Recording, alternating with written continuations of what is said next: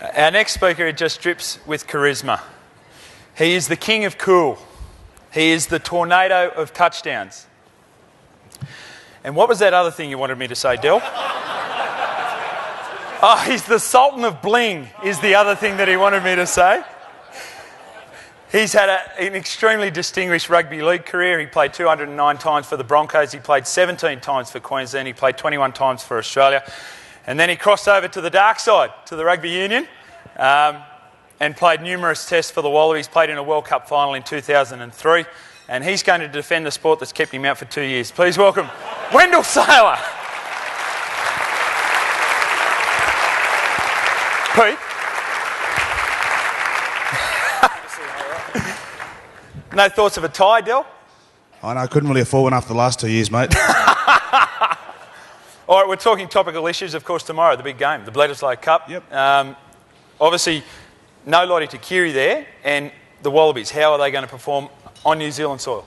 Look, I think for the Wallabies, it's a big opportunity. Obviously, you know, the mindset, if we beat the All Blacks over there, they're going to be thinking of the World Cup. Shit, here come the Aussies again. So I think from our point of view, obviously no Lottie. As you do, you have a couple of big nights, but unfortunately he's not going to be there.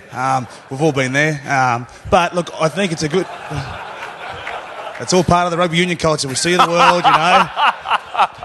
Just a couple of league boys enjoying themselves a bit too much. And but it's a big chance for the boys to put a statement up to win the World Cup. And I think if we knock the All Blacks over there off tomorrow, I think we can win the World Cup. At the moment, the All Blacks will be pretty keen to knock us off. What about the rumours going back to rugby league? There's talk you're going to be seen in the red and white, and not just at Christmas. Any truth to that? Yeah, no, look, that's, you know, they're rumours. I don't know. There's not too much to be said about that at the moment, but, you know, certainly I know that I'm not a good dancer, so I'd love to get back on the football field. Thanks very much, Del. Thank you. Ladies and gentlemen, put your hands together for Wendell Sailor. You mentioned Ben Cousins and off-field incidents, and I'll bring you in here, Wendell. Yeah, no, that's right, yeah. That's good, Jimmy, yeah.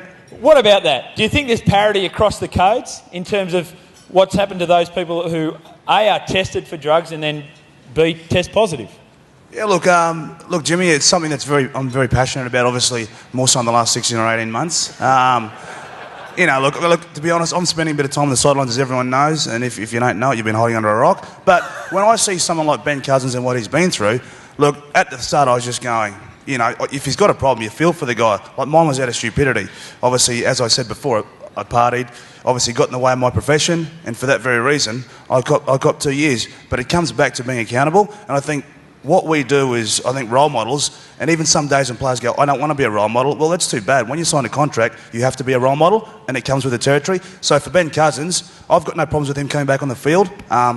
You know, I don't really appreciate the media that hounded him, because, you know, I mean, some of the young guys these days don't need that, and if that's what Ben's been through, Mitchell Sargent, at the end of the day, I think, you know, if we're going to try and catch drug cheats, test for steroids and anyone, if you want to test for illicit drugs, that's fine with me, but help the young guys out, because it's going into a new era now. So when I speak to a lot of kids, one thing that hurts me, and obviously my actions, was when kids say, why did you take drugs? And I'll be honest, I say I thought it was cool, but it's not, because the people that it affects. So, you know, obviously, when I see Ben playing this week, he's a fantastic player, but at the same time, I think it'd be good for Ben Cousins to get back in the public and apologise to the kids, because that's every day that I have to do that, and I think it's the best thing you can do, but obviously his actions are going to speak louder than his words.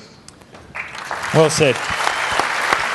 Del, how many ethnic minorities were represented when you went out to Boggo Road Jail with Wayne Bennett when you started your rugby league career? No, look, that's true. Mate, as a young bloke, obviously, you know, you find this very funny, but as a young kid, I wanted to be a copper. Like, and honestly, I did. I just don't think I could be. I'd be the most corrupt copper in the world, I reckon. But now you've just got the uniform, huh? Yeah, no, but look, Wayne Bennett took us out there, and obviously, you know, it was great. Obviously, actually, the first time I went there, one of my cousins were in there, so...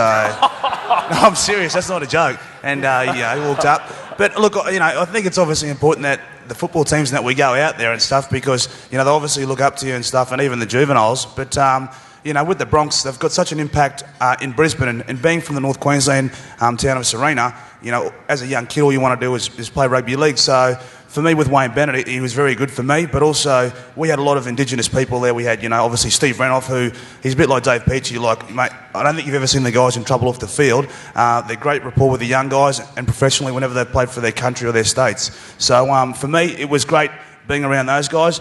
Obviously went off the rails a little bit, but you know, Benny always had a really good scene there with a lot of the guys to make sure that we mixed. And we didn't have too many Polynesian boys there, but when I went to the Waratahs, I've got to tell you, and the Reds, you sort of understand how good the culture of the Polynesian boys are, because, you know, once upon a time, as Luke did, you come through a drinking culture. When Alan Langer said, Wendell, do you want to come to the pub, come to the bar?